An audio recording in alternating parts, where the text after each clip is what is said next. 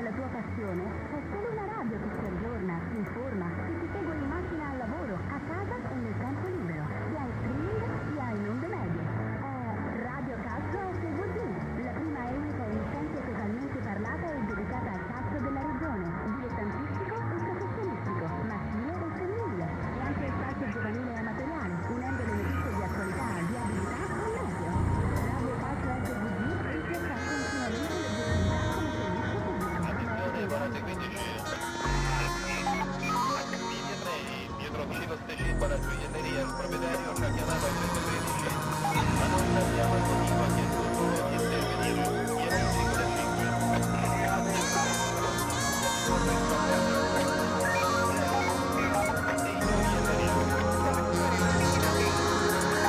Va bene, porta maggiore. A Donna Domenichella, civico 148, davanti a un negozio, ci stanno segnalando delle persone a bordo di una Fiat tipo di colore bordeaux, con una sorte particolare, che guardano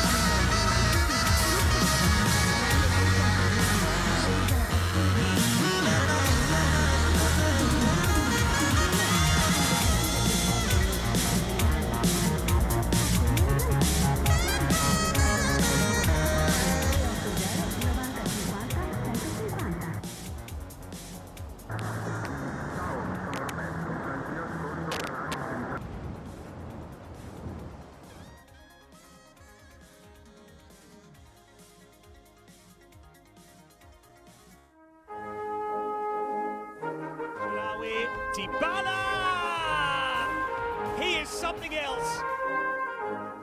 Lorenzo, and still Di Lorenzo! The captain brings the house down. Partenopea champions once again, but the 33-year wait will now officially come to an end.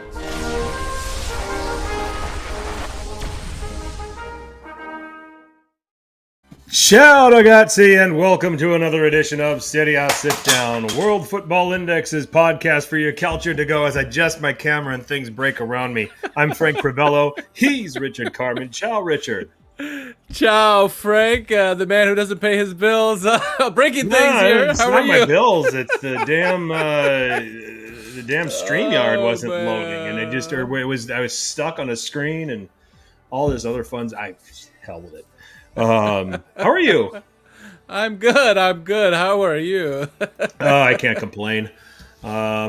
Just plugging along here. We had great summer weather this weekend, and now we're back to early spring weather where we're getting rained on and all that great stuff. It never ends. So, the calcio, the goals dry up on Saturday, and then they're in abundance on Sunday and Monday. I can't figure it out anymore. No. So why even bother? So it was an interesting weekend on that front. We had some European games, things like that.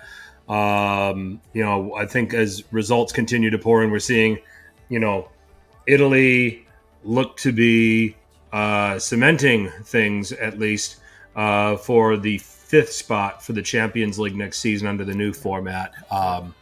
Borussia Dortmund did themselves a favor because they're fifth in Bundesliga, so why not win, right? Yeah. So, I saw that, Aldi. We got people. The chat's already packed, man. They've been waiting for us, and I appreciate it. Sorry, It was my fault as usual. We got amazing Vince, and we got Anthony LaFleur, Eduardo's here, Ollie's here. Good to have you all with us. If you are tuning in here on the YouTube channel, go ahead and check in on the chat so we know who you are.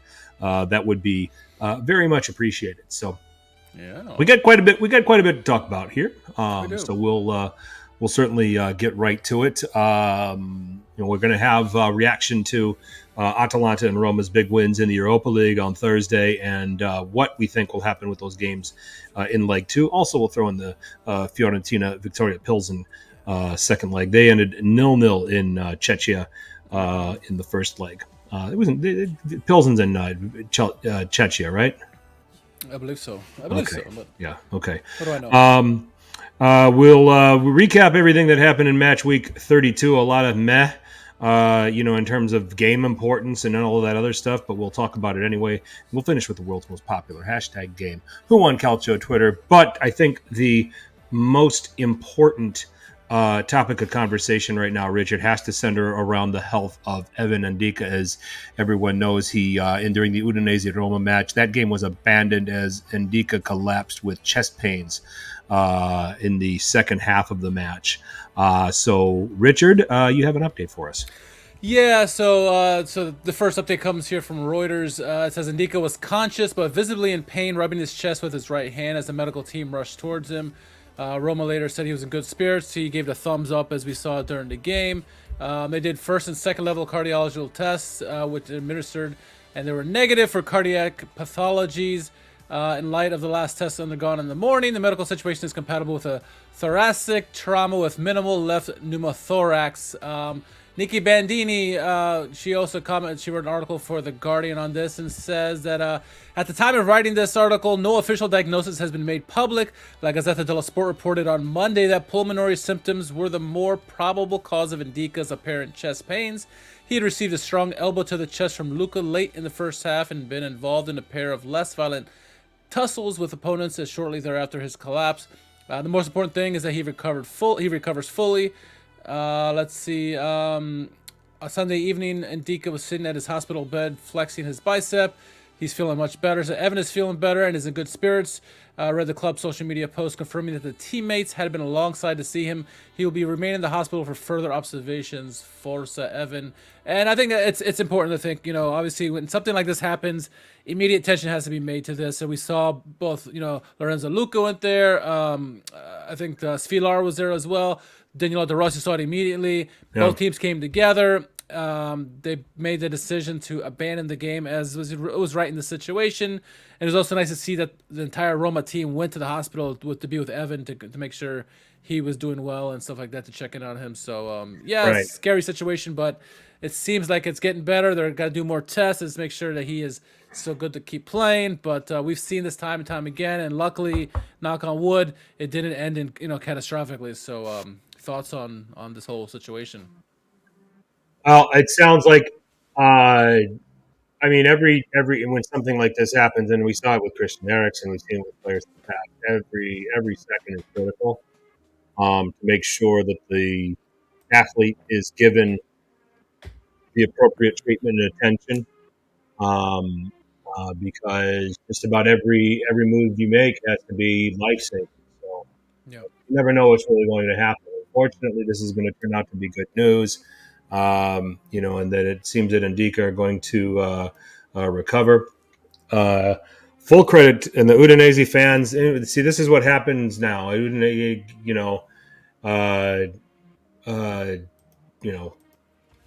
fans, very understanding and respectful. Full credit to them. Well, thankfully, two Udinese fans were banned several weeks before, because you can only imagine what their response would have been to the whole situation. Thank God we don't have to talk about that.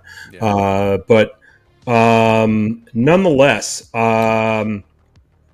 it's good to hear that. It's good to hear that things are better. You want this to come out to be a positive thing. What this means for him playing going forward, I mean, at this point, who cares? Let's let him take the proper steps of recovery. Make sure that everything's working and functioning. So, continued support for Evan and Ndika during this time. Absolutely, yeah. Scary situation, but like I said, could have been a lot worse. Luckily, people were aware of what was going on, and it seems like he's doing better in the hospital now. So hopefully, we'll see what kind of recovery is. But like you said, football doesn't matter at this point. It's about his health and longevity and stuff like this right now. So long as he takes care of himself, recovers, we'd like to see him back. But that's only up to him, and if it's possible health wise. So speedy recovery to him, like everyone else is saying in the chat. So yeah. Mm-hmm. Yep, for sure.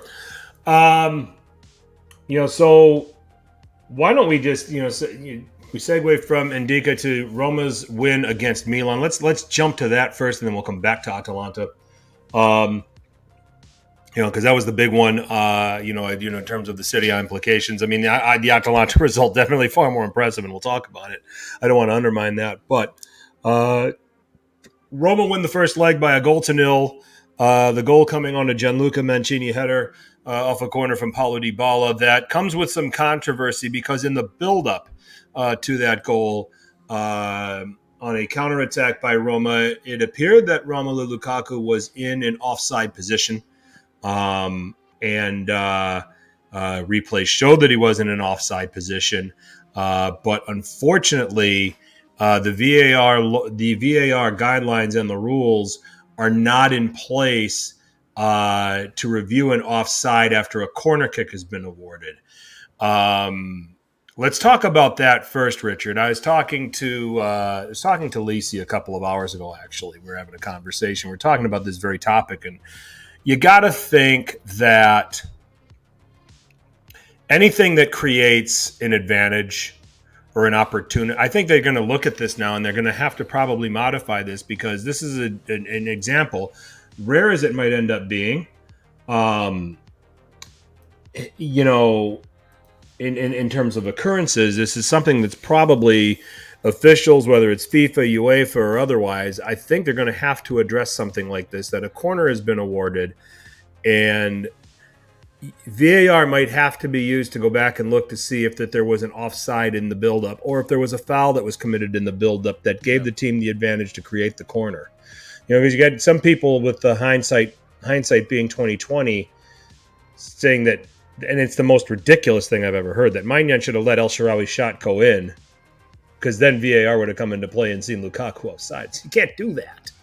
Yeah. So the only logical thing is you got to think officials, whoever the governing bodies that are, managing officials and managing this whole VAR situation, I think they got to look at something like this, and they've got to kind of modify things to allow for VAR to intervene when it comes to an incident like this. Yeah, for sure. And it's a shame that, so many leagues are using this technology and take advantage of it when they can, but then you have situations like this where it doesn't even really get involved or it doesn't even come into play, and it's like it's confusing because imagine you're a team who's used to getting these reviews and this and that, and then you come to a game like this and it doesn't even get used at all. It's a big game as well. You'd think it'd be used, and it wasn't, and so it should have been called offsides there. I mean, even the announcers were saying it was offsides. I mean, everybody was saying it was offsides except for ultimate call, and which stood. Yeah, it's unfortunate in that regards, but I feel like there's more goals to come in this tie. But certainly not a great way to start. If you never want to have these kind of big games where controversy is going to be the main decider, and more times than not, it seems like it is. Yeah. And Pioli got booked over it. To Ollie's point, coaches' challenges. I don't know if they'll go that far, but I mean, if you look at Red football, flag. If you look at football or if you look at basketball here in the United States, coaches can challenge something like that. Yeah. Where Pioli challenged it. It's just to a point where he got booked. So, but it's it's what it is, and. It gives Roma the lead. I think that Roma should get some credit for the way they organized. Svilar had to make 5 saves in this game. Their shape was good. And that's one thing that you got to look at when you're looking at Roma's teams. We touched on this a little bit last week. They're defending a lot better under Daniele Rossi. I don't think they're going back to the old tactics. I think they still want to play free. I still think they wanted to attack, but I think you've seen the defending improve from them. Yeah. Here as time went on. So the Milan side of it is interesting because I think the strongest thing you could probably say in this whole situation is that they underperformed. They clearly did. I mean, I think there was a game plan. Like the Pioli out crowd and those folks on the Milan side that don't like Pioli are going to sit there and say it's his fault for the way he set him up and there was no identity and no plan or all that other stuff. I don't know. I don't necessarily agree with that. I watched the match. I mean, there was a plan. They wanted to try to play. I think they just massively underperformed. I thought the execution was poor. And I think at the end of the day, they deserved to be beaten 1-0. You had the sitter from Giroud, which is just inexcusable. After all the work that Chukwueze did, it was that kind of night for Milan where it didn't click. I don't know how you blame the manager for that, and the players just underperformed when it mattered.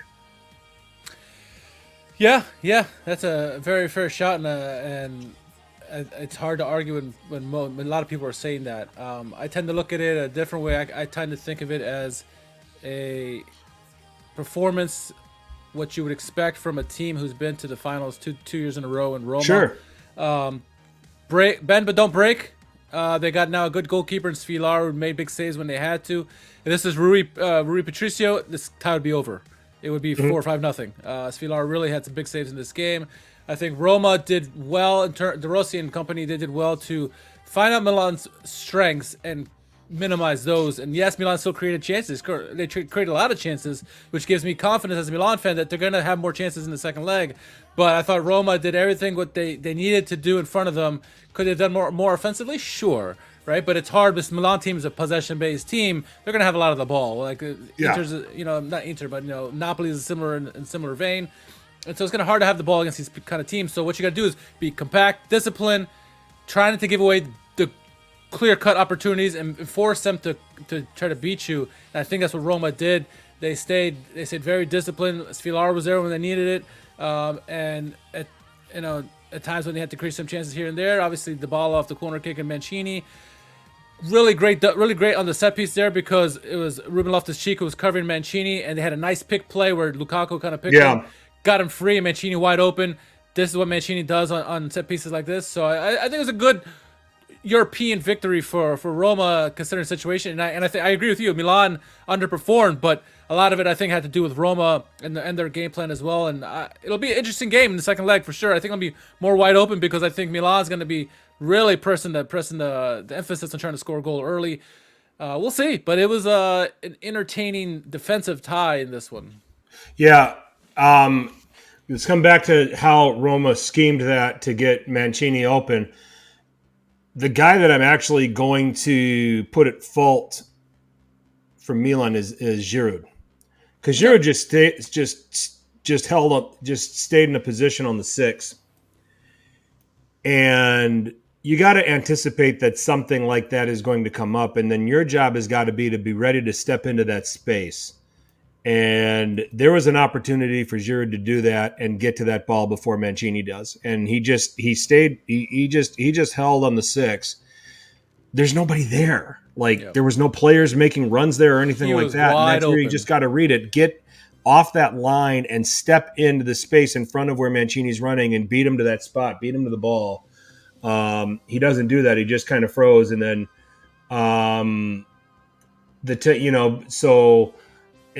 but it was well designed by Roma, so credit to them. And I think credit to them for playing with some organization, and to your point, being tactically astute, and winning this match. I think there was a lot for Roma to play for here, besides the savvy and the experience, being in European finals the last couple of years, at least the collection of players. Yeah. But also I think that, they've lost twice in a row to Milan in league this season.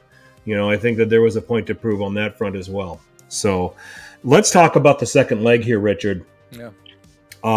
Because this is going to be all to play for. Tomori's back, where you have the pace to play a higher line, which Milan, you're going to see Milan do. They're going to be pressing to try to get back into the tie. The combination of that and the physicality to deal with Lukaku, I anticipate Thiaw as the partner, because he's going to be suspended for the derby following this. So might as well use him here for 90 minutes, and just hope he doesn't, do anything foolish. Yeah. Short leash. So what's that? Short leash. Short leash. Yeah, exactly. I'd anticipate that being the partnership, Thiaw and Tomori, for the combination of pace and physicality to be able to deal with Lukaku up front and be able to absorb that. Also to be able to to afford playing the higher line and try to put Roma under. So I think that that's the pairing that you may end up seeing on Thursday. You'll see the usual cast of characters back in the attack. You're probably going to hear a lot of clamoring for Pulisic to play in the 10 and Chukwueze to play on the right. Bove's going to be playing, in more of a holding role, as Vincent says, with Cristante suspended. I think that could tend to be an advantage for Milan. Milan have not scored in any of their away games in Italy. That makes no sense. They've scored in plenty of. They scored 3 against Sassuolo this weekend. Yeah. That I don't know what Ollie's trying to say there. Maybe in European play. Or no, they've scored in European play. They scored at Slavia, scored at Rennes. In Coppa Italia, they scored, I think, too. They won 2-1 at Newcastle. So they've scored plenty of Farmers League. Yeah, exactly. So they didn't score at PSG and they didn't score at Dortmund. Those were the 2 away games in Europe that they didn't score. And those 2 teams are in the semifinals, by the way. So just to tell you how tough that group was. Yeah.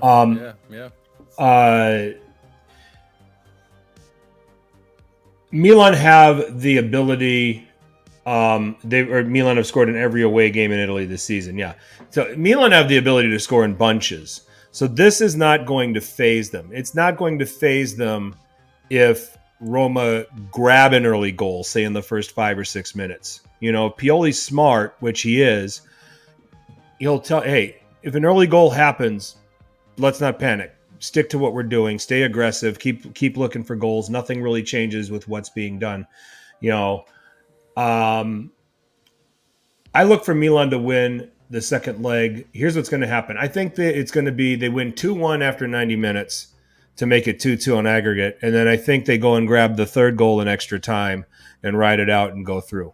I think it's going to be. I think Thursday's game between Roma and Milan go 120 minutes, and I think that Milan get the goal. It won't go to PKs. Milan will find the goal to go through. That's my prediction. So the correction, Ali said Milan have not scored, meaning they scored in every away game this year. So that makes more sense than not scored in an away game. So I got you now, Ali. I got you now. Yeah. All right. Yeah, it's going to be interesting. I think we're going to see with Roma very much what we saw in the first leg. It's going to be Milan's going to have the ball. They're going to be compact, defensive, and trying to really close up shop and, play on the counterattack, as you said, and take their opportunities there when they have it. I think they're going to certainly look for Lukaku to go on the break, and it'll be interesting to see how Gabbia, Thiaw, whomever is partnered with Tomori, how they do against it. Obviously, Tomori has the closing speed, but does he have the strength to match up with Lukaku? We'll find out. It'll be an interesting tie for sure. I certainly think I'm in that camp that said De Rossi outmanaged Pioli in that first leg just because he got the result. He got the result, right? Pioli's going to have to do the same now in the second leg where he's going to outmanage De Rossi. Milan's going to have to put them on the pressure from the beginning. The pressure's going to be a lot on Roma. But, obviously Milan's going to have pressure to get back this game, but Roma to hold Milan for another 90 minutes is going to be immense pressure. You're at home. You have the lead. It's a lot of pressure. And if Milan can get on the front foot early and get them rocking, get the chances, created, an early goal could really unset this thing. The longer this goes 0-0 or the longer Milan goes without scoring a goal, the more comfortable Roma are going to be in this game. Yeah. If Milan gets an early goal, this can become catastrophic for Roma just because of the situation and all the pressure at home. But if we're looking at late first half, second half, where Milan still hasn't scored yet and it's getting late into the game, Roma's going to be very comfortable just doing what they did in that first leg and, taking their chances when it comes, living off the set pieces. Again, you have to be wary of guys like Mancini and Lukaku on the set pieces because they're big guys, they're big bodies, and it's hard to contain. We saw that in the first goal. Mancini did the same thing in the derby where he scored against Lazio. So it's going to be much of the same. I think, though, I was confident in the amount of chances Milan created in that first leg. The only reason we're not tied going into this leg because Olivier Giroud did a very un-Olivier Giroud type finish at the end of the game. He did the same thing as Sassuolo where they could have won it. I think that'll be corrected. He tends to be a big game player, and I think he will show up. But Milan created a lot of opportunities, whether it's with the starters or subs. I feel that they will create enough and get the win in this. But if anybody can keep Milan out, I think this Roma team can. And I think if the winner of this, I think can get enough momentum to go to the finals. It'll be a tough Bayer Leverkusen they'll probably have to face, who got the lead over West Ham. But I think both teams are structurally sound where they could make a deep run. So this will be really, in my opinion, for all the marbles, at least get into the finals. We'll see. Yep. But I picked Milan, so. You're taking Milan as well? I am. Okay. I don't want to see penalties. If it goes to penalties, Roma win because Filar, I think he's a superior penalty kick stopper to Magnon. But Magnon is a better keeper ever so slightly, Yep. On to the more impressive result. Now let's bounce it back to Atalanta. And in the nobody saw this coming category, Richard did to an extent, but he did this out of banging the drum for Italian football more than anything. We played the clip. Richard played the clip on social media on what we said would have to happen for Atalanta to win, and Atalanta went and did exactly that. Yeah. Go back and look at it. I don't know if you have the clip, Richard, to share, but no. Not right now. Okay, But yeah, go back to that because I think we talked out, what Atalanta would need to do to win the match, and they went out and did it. The play of their wing backs was exceptional. Ruggeri was outstanding down the left. Zappacosta with an assist down the right for Scamacca. And that was, in the limited amount of possession that Atalanta had because Liverpool did monopolize it. Atalanta made great use of the ball, exposed Liverpool, and a shock 3-0 win. So they have a 3-goal advantage that they're taking back to Bergamo against Liverpool. What impressed you most about Atalanta's performance here, Richard? I think that they were clinical. We knew Liverpool was going to have most of the possession. It's at home. They're going to come out firing, but I think Musso overperformed for me. I thought he was very good in this game, made big saves when he had to. The defense stood tall when they had to. But when they went up in the attack, they exposed Liverpool's defense, and they were clinical in the finishes. Scamacca's second goal was brilliantly taken. I mean, De Catalare with a wonderful cross, and he volleys it out of the air perfectly, puts it back in the net. Great goal there by Scamacca. But this, the fact that Koopmeiners was heavily involved as we thought he would be. He kind of led the breakout on that first goal with a wonderful touches, double team as he should be, but he still found a guy open. Found Zappacosta, who ended up finding Scamacca for the goal. The fact that they were clinical, and that's what we said. You have to take your chances against Liverpool and put it away. You know, we thought maybe a goal or two on the road would be enough. Man, 3-0. Fantastic performance, as Ollie said in the chat, or as someone said. Atalanta, don't go for the win now. Just play for a draw. Get a goal, but lock up shop. Lock up shop. You don't even have to play for a goal. Honestly, you know, play smart. Don't give Liverpool too many chances. Liverpool will come and create chances, but just be smart. Be a lot smarter than you were before. This was their best victory in their history, I would say. You know, at least in modern history, and you don't need much to get through. Liverpool are salivating at the fact that what happened this weekend, where Atalanta went up 2-0 within the first 18 minutes and then blew that lead. So they're like, oh, we have a chance, boys. Here we go. But, you know, Hellas is greater than Liverpool, you know. It's going to be very telling. The lineup that Liverpool puts out for this game on Thursday will tell everything. Yeah. You know. But they got a big game themselves this weekend. They're still very mired in the Premier League hunt. But they did take a step back, a very bad loss to Crystal Palace on Sunday. Yeah. You know, which has put them behind. But, you know. They got Fulham this weekend. Exactly. What Klopp puts out there Thursday will tell what kind of investment Liverpool has in trying to come back. Klopp never likes to give up, so I expect that he's going to put a strong lineup out there. I'm going to default to that. And I think that Liverpool are going to win. I think there's going to be goals. Okay, they're going to chase this. Okay, and then, you know, I don't think Musso will play as well this time around. I'm going to say Liverpool win 3-2. Because Atalanta are going to score a couple of goals that, you know, kind of derail Liverpool's momentum. It's going to be one of those kind of games. And they're going to find a way to score some goals. Atalanta is going to keep scoring. So 3-2 to Liverpool, 5-3 on aggregate to Atalanta is how I see this going down. Atalanta will reach the semifinals, where they will, of course, likely play Bayer Leverkusen. I thought that was. I'm sorry, they're playing. Yeah. The winner of Benfica Marseille. Yeah, which is no easy feat right now either. Yep. It's going to be an interesting game. I think Musso is going to have to play out of his mind again for them to have a chance. But it's what kind of Gasperini are we going to have? I think we've talked about this all season long, how this Atalanta team now knows how to play two different styles, but they can play very defensive or very attack-minded. And they even found a little blend of it this year as well. But they're going to have their best game. As good as that game was, 3-0, it's going to be an onslaught from Liverpool, because Liverpool and Klopp, they're not going to give up. And if they get an early goal, it's only going to be more frenzied for them. They're going to be like a shark with blood in the water. But I think there is opportunity for Atalanta to score goals as well. I can see this getting close and testy, but, you know, I'm just gonna say I'll say Atalanta lose 2-1, but win 4-2 overall in the aggregate. I think they're gonna lose this game, but they're gonna do enough just to keep Liverpool away and honest. Yeah.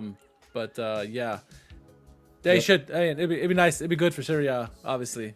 I have a right to change my prediction if Liverpool's lineup is like has a bunch of reserves in it. So yeah, sure. But I'm defaulting to the idea that they'll put a strong lineup out there and try to give it a go. But I agree with you.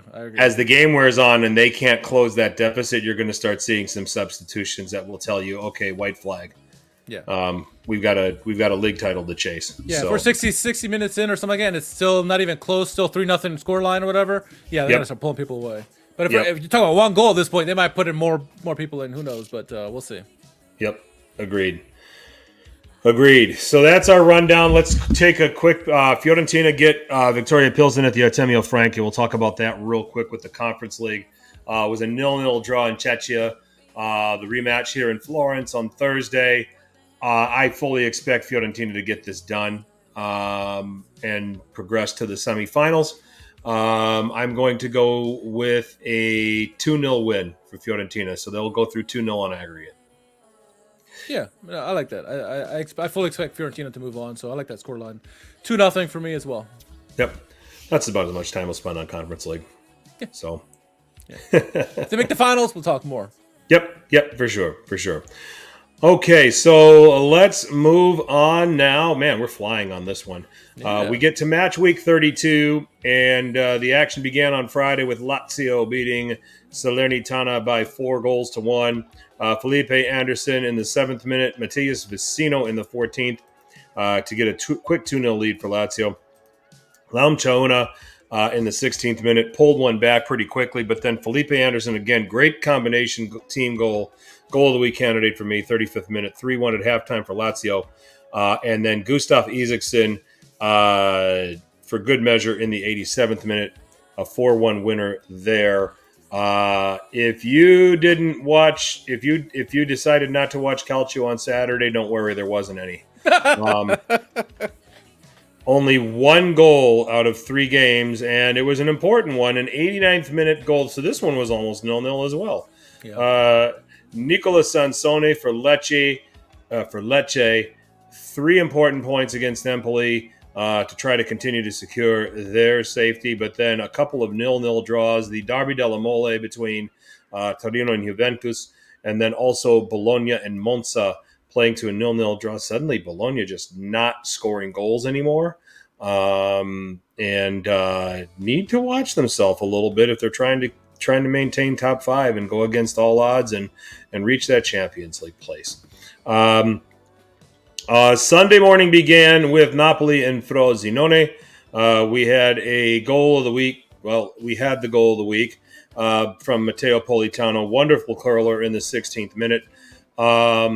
There was a penalty for Frosinone on 30 minutes that was saved. Sula took it. It was saved by Meret. So that was the good of Meret. The ugly of Meret turned up in the 50th minute. Yeah. Not sure what he was doing, but tried to play. Sule intercepts it in their own penalty area, just taps it over to Wally Khedira. As easy a goal as Khedira is going to get. 1-1 there. 63rd minute, Victor Osimhen from Kvaratskhelia making it 2-1, but then that man Khedira again in the 73rd, making it 2-2. And that is how it would finish. Mario Rui with a late second booking in the 98th minute. Sending him off and having him suspended for Napoli's next match. Sassuolo and Milan, 3-3. This one was one of the entertaining ones of the weekend. Andrea Pinamonte with a goal of the week candidate in the 4th minute, scoring on an assist from Christian Torstvedt. Armand Loriente just, treated Alessandro Florenzi like an old man and raced right past him and put one past Sportiello to make it 2-0. Rafael Leao with a goal of the week candidate in the 20th minute. Very impressive goal after some nice take-on work.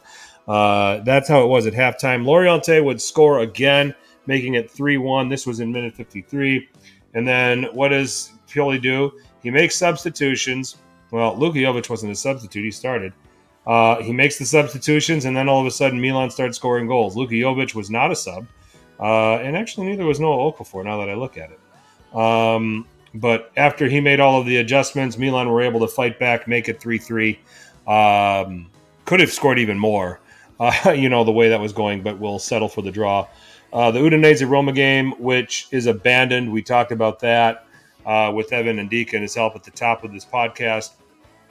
Roberto Pereira in the 23rd minute, Romelu Lukaku in the 64th minute, excuse me. So that have they decided, are they going to resume that match? Are they going to replay it? Are they going to just say it was I imagine they have to replay because it could have European places on the line. And relegation. And relegation. So I'd imagine they would play it again. When? Yeah. They don't know yet. They don't know yet. Udinese has 16 draws this year. Good for them. They've only And then survive is because of that. they've only won 4 games. Wow. They have 28 points. They have 4 wins. They have 16 draws. So they might be they could be potentially setting the record for most draws in a season. So yeah, we'll have to look that up. Inter and Cagliari. Inter saw Milan drew and said, no, wait a second. We're going to draw too. We want to clinch this thing in your face. Probably. So probably. You're not getting off easy. 12th minute, Marcos Thuram scoring. Shamuradov in the 64th minute for Cagliari. And then a Çalhanoğlu penalty in the 74th minute, making it 2-1. And then it was Cagliari again rescuing points, which is what they've been doing all season. Nicolas Viola in the 83rd minute, rescuing a point for Cagliari there as they continue their march towards survival.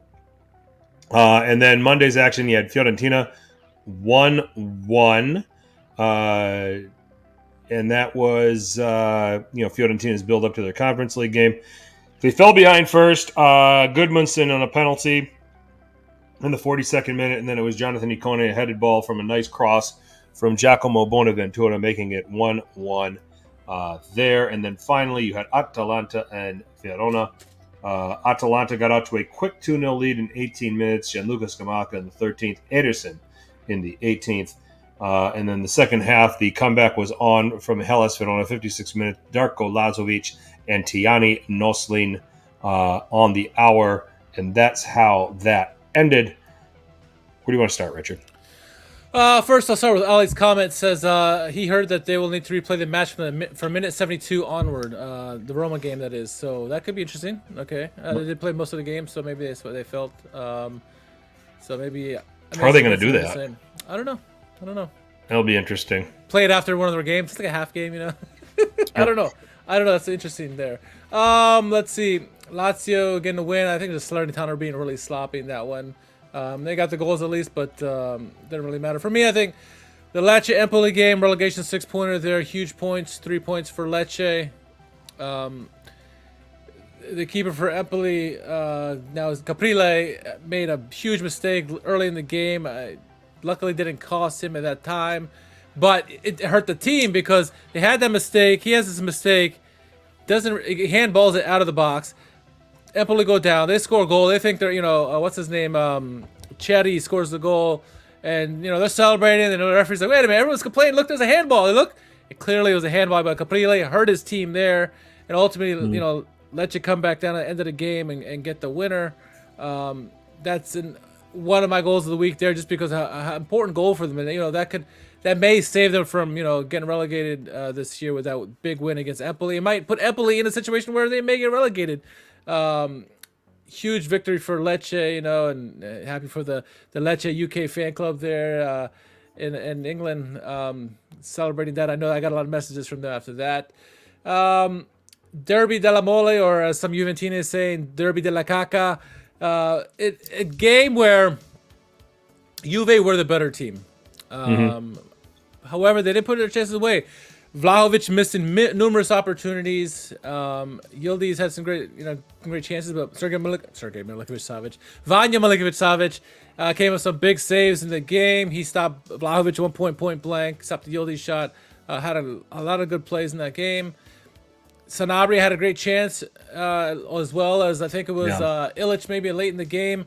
Szczesny had to make some couple saves, but overall I think it's a fair scoreline. Yes, we know Juve is a better team, but if you can't score in these kind of games, Torino deserve all the points in this. And I think, Juric was obviously angry at some of the plays in this game. We got a red card in this game. Maybe he's not coming back next year. We'll see. But, for Torino, this is a decent result. For Juve, obviously not what they want. But, in the grand scheme of things, how the top three panned out, they didn't lose any place in this. The Bologna-Monza game, interesting game, because another game where Bologna doesn't score a goal. But I think this game was deceiving in terms of the scoreline, because it wasn't like Bologna didn't create opportunities. They had plenty of opportunities. I thought Orsolini looked like a man possessed in this game.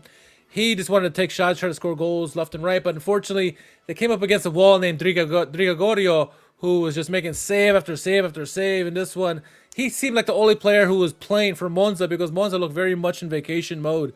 It just, anything that Bologna created, and it wasn't that much, but they created enough where they should have scored goals. And any other day, they probably would have scored. But unfortunately, came up a hot goalkeeper. And we've seen this season when he's on, he's stopping everything. And what he did in this game, and I think, man of the match that game has to be Di Gregorio because he stood on his head, to use a hockey terminology, and really kept Bologna out. As you mentioned, it's getting tight now with Roma because Roma have a game at hand now with them. They're only 4 points back. A win puts them 1 point behind Bologna. There is still, an 8-point cushion between Bologna and Atalanta, who are sitting in 6th position. So there's still room there. But to what you said earlier, I think it might get a little tight there in Bologna now. You're not getting any goals lately, and the gaps are closing. And so with what seemed like a foregone conclusion that you're going to be in Champions League, it's like, well, slow your roll here. And if Atalanta go and win, Europa League somehow, do Bologna get bumped out? Maybe. I don't know. Or do they have 6 teams? That'll be interesting to find out. Or maybe have 6 teams, right? That could be it. And then my last 2 comments. I think Napoli's defense was just horrid against Frosinone. They should have won that game. Inter as well. I think they were losing, drawing on purpose so they could, throw everything in Milan's face in the derby. Maybe. But I thought Cagliari had a good fight in this game. They needed those points. They needed that point for their relegation survival. Frosinone as well. But the Milan game, it was just horrible defending. Obviously good for Milan to come back into the game. You saw the good of Sassuolo with Loriente getting involved in the goal scoring, and Pinamonte doing very well in absence of Berardi. But it's that defense of Milan was just so trash in that game. And they finally got it figured out at the end because all the players drug them back into the game. Obviously having Sportiello in there reminds me of Tatarasano 2.0, but a little bit better. Florenzi looked old. I mean, the defense looked terrible. So it's just a game to throw away. Ultimately doesn't hurt anything because nobody really goes up or down in the standings. But the bigger, for us, we know this, the bigger storyline is the Roma game. And, for them, for the Roma's teams, Atalanta teams, these games on the weekend really meant nothing. Everything's focused on Europe at the moment. And I think the fact they got a result is good. But it's still sloppy defense for me. It's just not fun to watch when you're, luckily nothing was on the line, but it's not fun to watch. That's the thing. I mean, people, it's a throwaway. I mean, people got riled up about Milan fans got riled up about the Sassuolo game. I mean, I looked at that lineup right off the bat and I said, throwaway game, might get a point. Against a team that's trying to fight to stay in the league. That's all it is. I said the priority is Thursday. The priority is Roma. There's nothing that if you're upset about this performance and you're really going to kind of use this to support your arguments for getting rid of a coach or a player or anything, it's a throwaway game. Okay? That whole team, to a man, professionally knows what's at stake Thursday and then in the derby. Okay, we come to learn that Atalanta struggles against Cagliari Liverpool was really the focus, but we also learned that Cagliari's starting to play with some people. They get something on Atalanta, and now they get something here on. They beat Atalanta, and now they draw Inter. Okay, and then prior to that, it was a draw with Hellas Verona.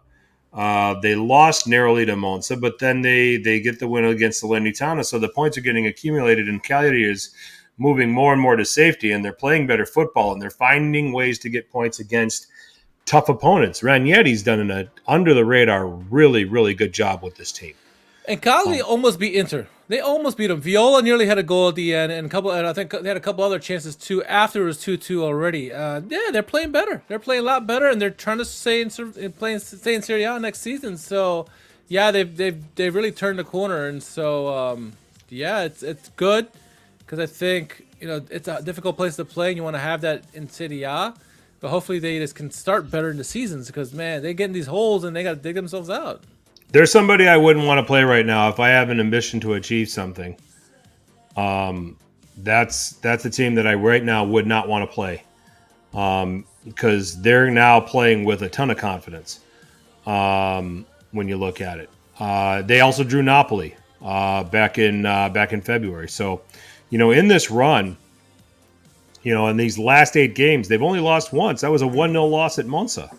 Wow. So, so they've gone on a little run here. That began after they've gone on this run after losing 4 straight. They lost at Frosinone, then they lost to Torino, they got battered at Roma, and then they lost at home to Lazio. And then after that loss to Lazio, they've gone on a run where out of 24 points, they've gotten 13. And for a team that's trying to survive, that's damn good.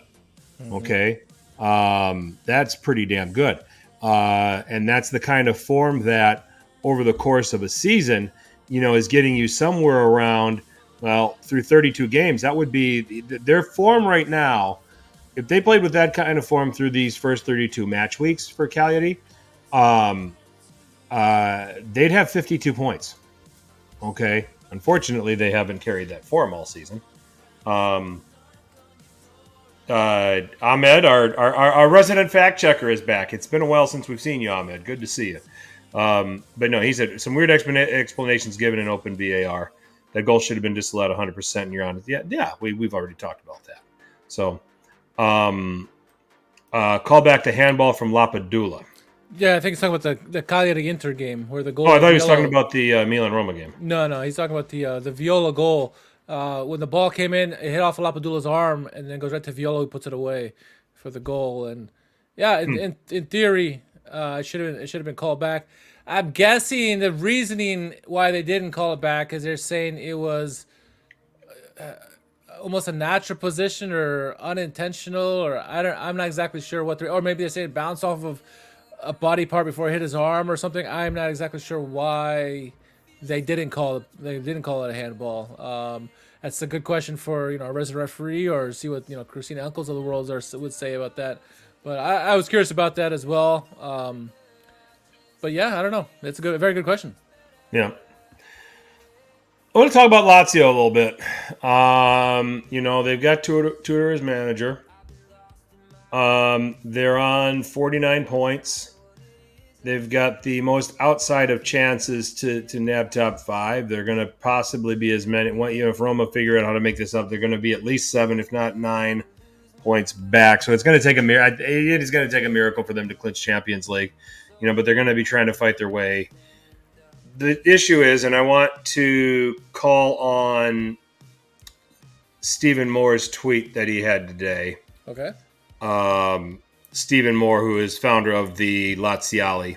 Yep. And a past guest on this podcast.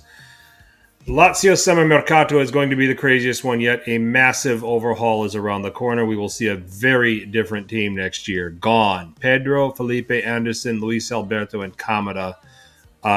Saying goodbye likely to Marusic, Husay, and Vicino. And there's question marks on Romagnoli, Zaccagni, and Immobile.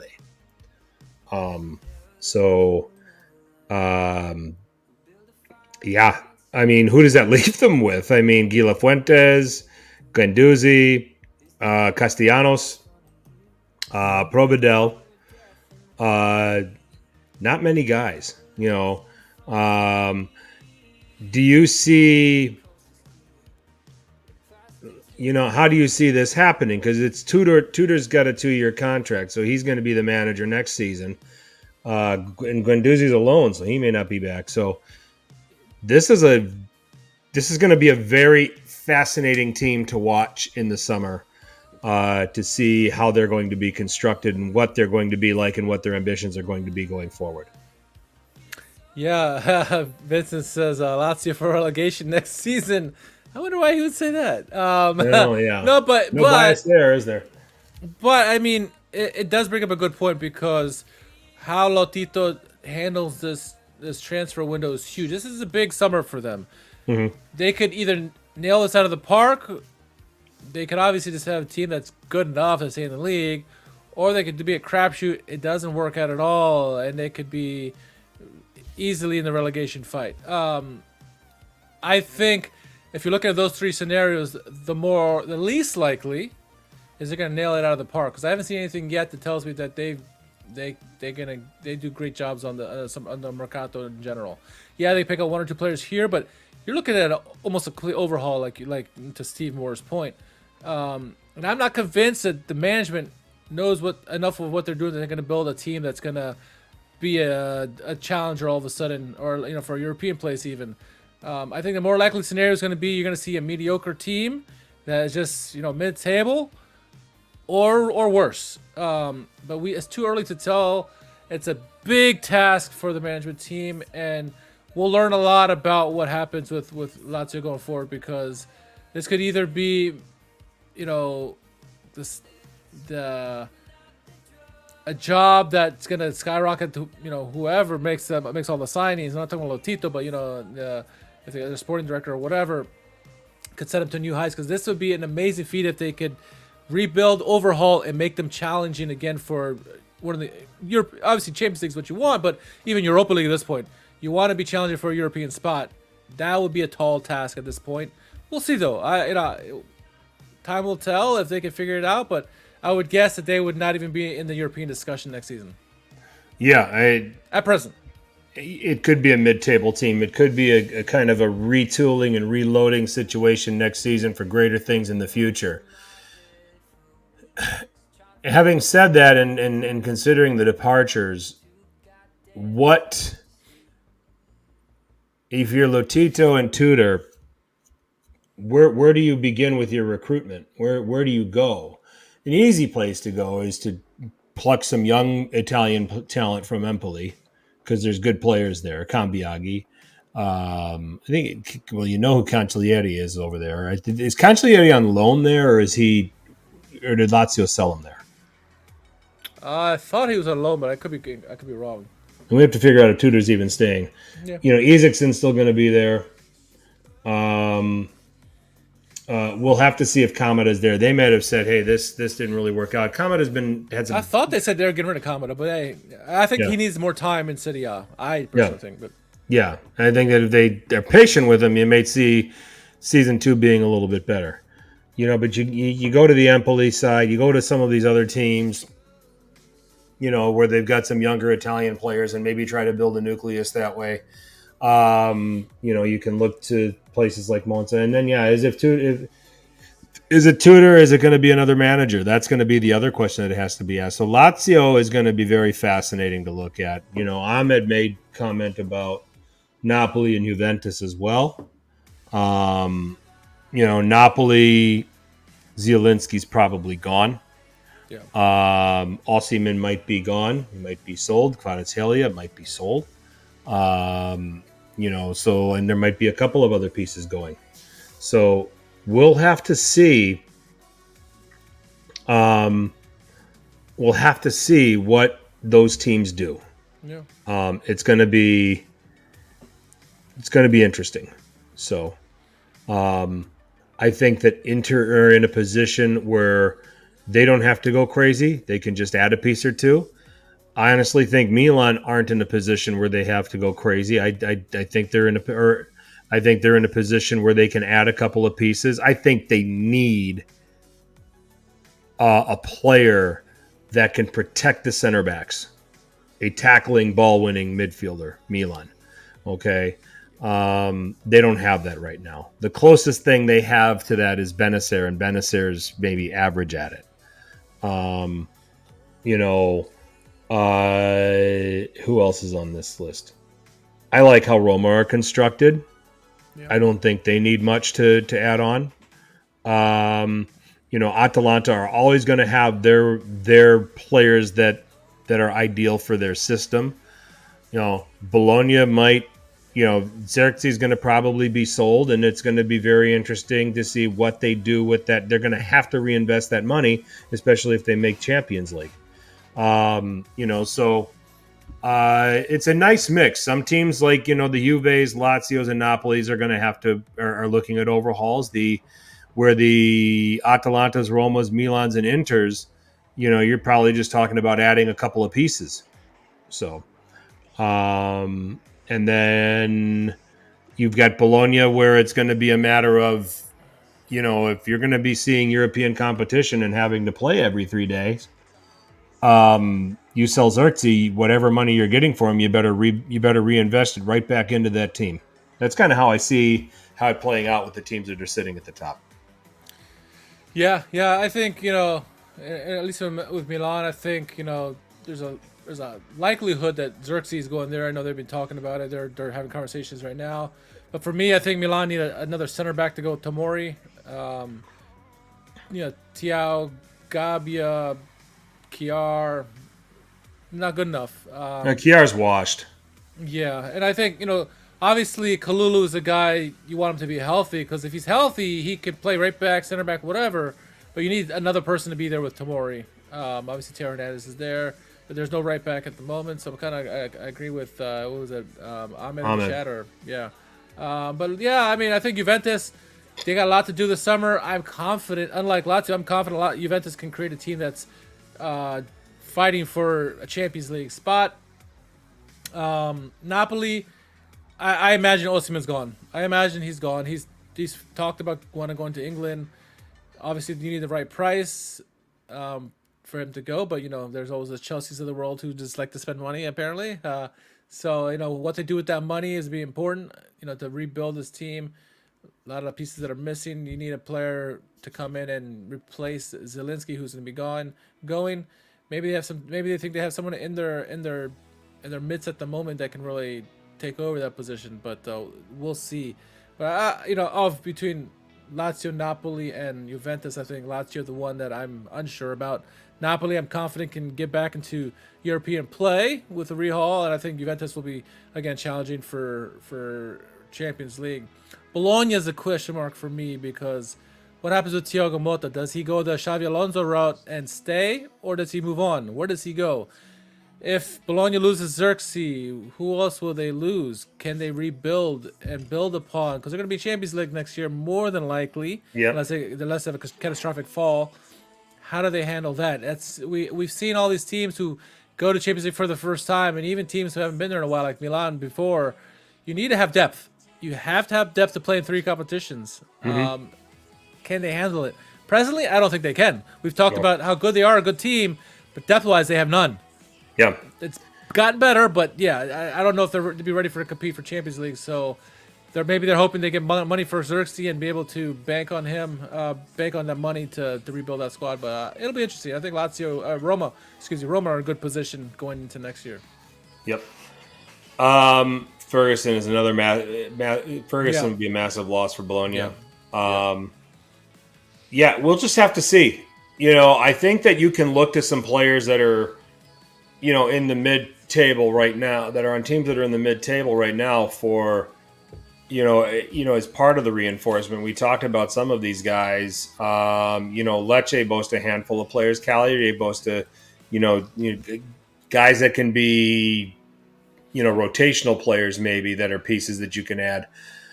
So we'll see. It's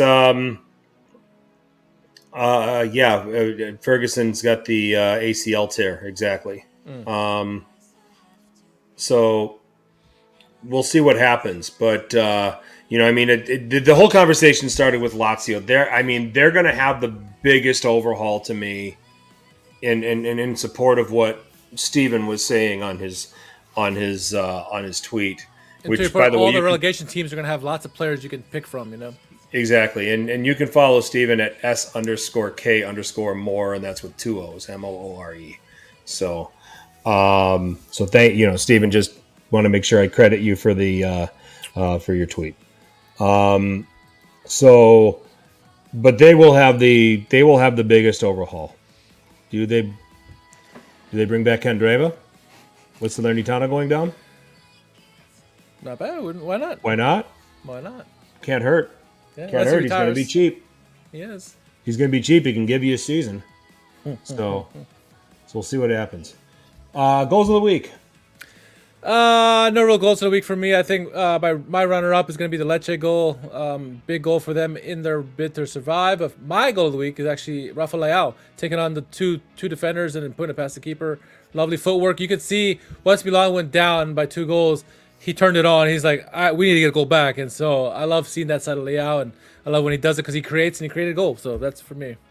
Politano is my goal of the week.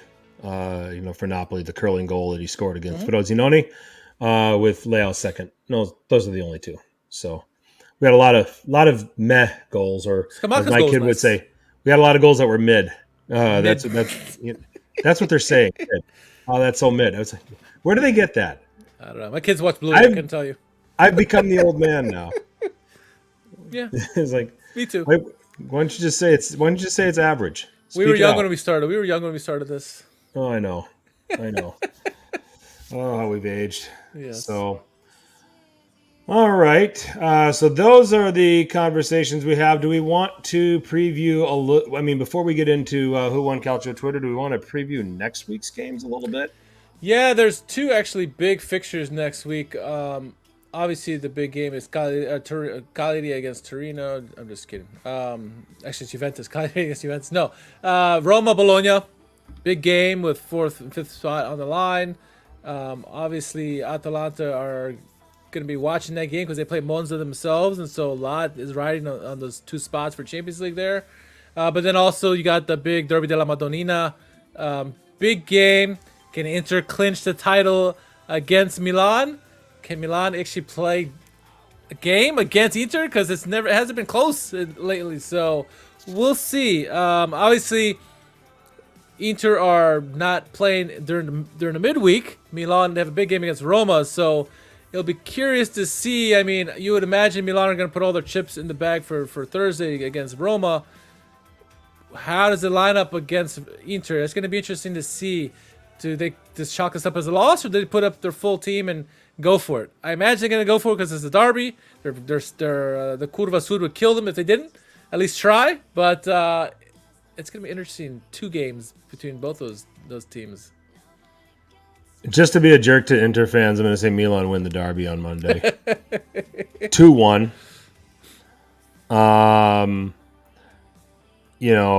But man, that's another thing I was talking with Lacey about this earlier. Said I'd never been. I can't remember the last time I was so. I can't remember the last time I was less invested in a Milan derby. And I think that's the attitude that quite a few Milan fans have. It's actually kind of crazy. You got a lot of. I mean, you would think all the inevitable is happening. That's why. Yeah, let's just go out of our way to make sure Inter don't win the title at our expense. I think Inter's already, and I guess I look at it from this. Inter's already won this title. Yeah. I wish Bobby was here, in the chat to answer this, but because I don't talk to a lot of Arsenal fans, but I don't often hear it come up about how they clinched the Premier League at White Hart Lane back in 2004 when they went unbeaten, that invincible season. You don't hear that talked about a lot. So I mean, it's not like I'm going to walk around every day and run into an Inter fan and they're going to point and laugh at me because I'm a Milan fan and they clinched the title against us on that day. Inter's already clinched this title to me. It's just the points are the formality. So yeah, it's from that point. Yeah, right. You got to say that so you avoid the embarrassment from us. Huh? I say, you say Milan win. I say Milan draw and at least hold off the celebrations for 1 week. And that's me being very optimistic. You thought me being optimistic about Atalanta over Liverpool was optimistic. I'm being very optimistic right now with Milan getting a draw. We're going to ride that mojo there, Richard. We'll do that. That's right. So, but I do like Roma to beat Bologna. Bologna really struggling to score. Roma defending a lot better. Roma win that one. I'm going to go Roma 1-0 in that game. I think it's going to be tight. I think the goal's going to be from an odd source, but it'll be a 1-0 win for Roma. So, and those are both taking place. Both those games are taking place on April 22nd. So, when we come back here on the 23rd, we'll have full recap of both games. So, Çalhanoğlu goal, 90th minute, Inter winner. Just turn the screws, guys. So, just turn the screws. Anyway, let's move on and finish up with the world's most popular hashtag game. It is time for Who Won Calcio Twitter. Richard, take it away. All right. So there's a tweet that came out from this guy named Vince, blue_40. He says, Chelsea could let 11 players go to start the summer transfer window overhaul, which was replied to by Nemaser, and says AC Milan, and this is the video. What are you doing? Nothing. Me? Just hanging around. So Milan just hanging around, waiting for Chelsea to drop some players off so they can scoop them up. Milan have done well against the Chelsea rejects thus far, so yeah. Where is that one? That's April 10th. Anthony LaFleur nominated that one. Oh, okay, I see it right here. Okay, it was from Nemaser. Yes, Nemaser. Okay, great. All right, and then we go on to at Football Italia 1. This was nominated by Bobby, Italian Football News. Toro Sabato contra la Juve. President, in Bocca Lupa al Toro Sabato contra la Juve. Juve merde, Forza Good Toro. luck to Toro on Saturday against Juventus. Juve merde, Forza Toro. This was Irish MEP Nick Wallace at the European Parliament. Yes, that's awesome. That's awesome.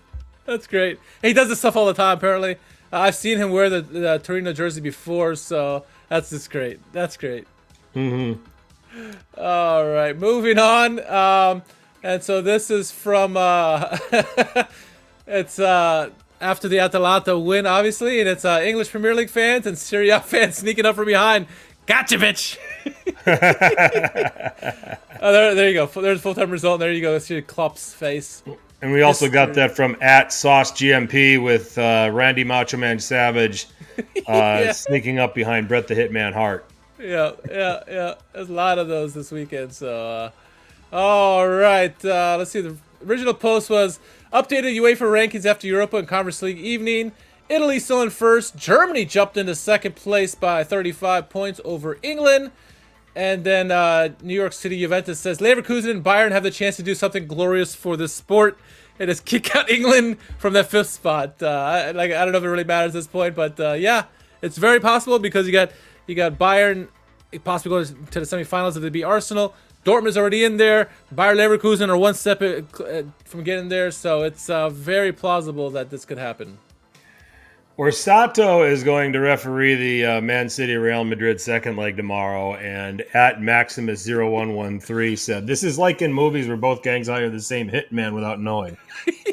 yeah, exactly. Good. That is good. That is good. All right, this one comes from Apex, and it says, "No Italian team greatest UCL ever. Our reward extra Italian teams next season."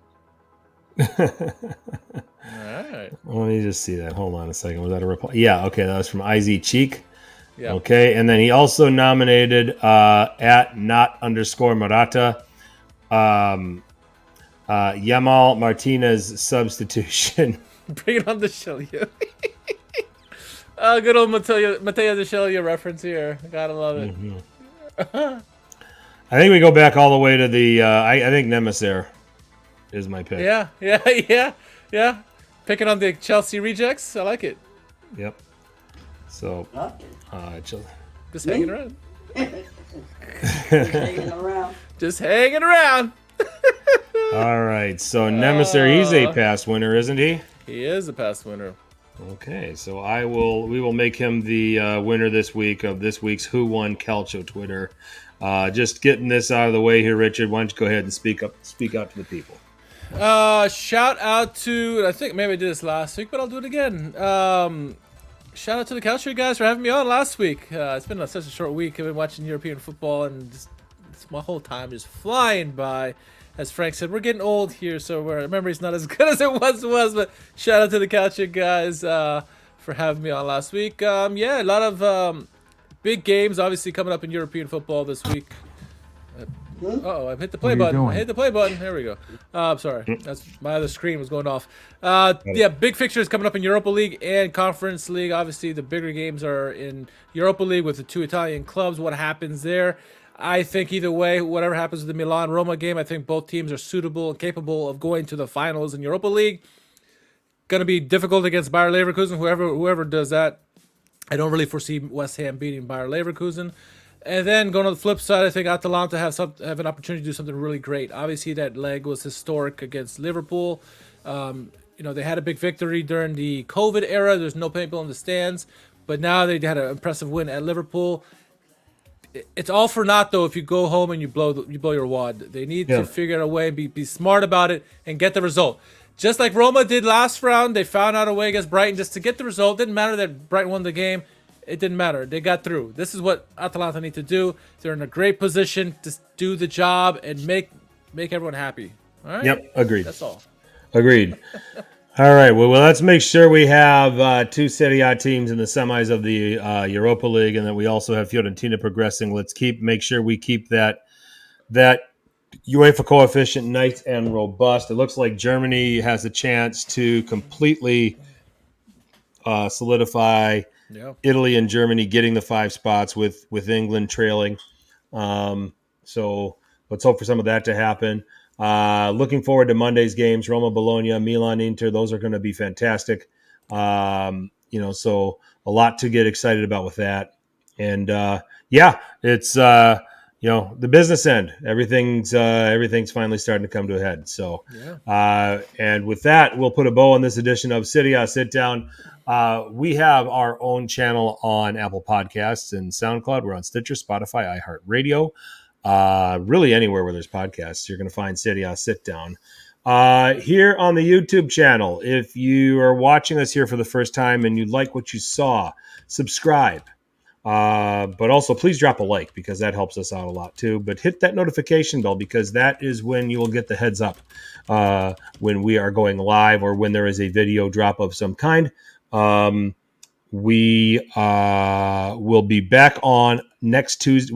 It's Tuesdays, 9 p.m. East. We're going to do it again next Tuesday at 9 p.m. East. So join us there. We'll have recap of the derby. We'll have recap of Roma Bologna.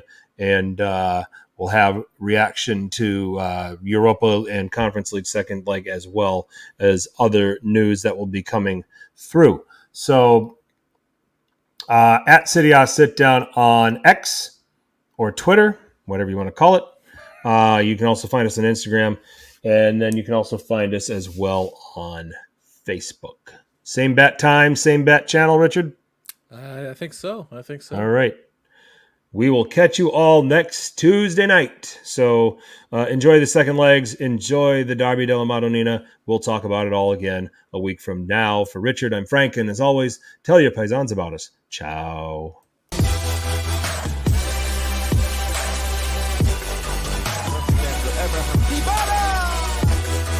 Sul fondo mette in mezzo la caccia di Lorenzo e il Napoli è passato.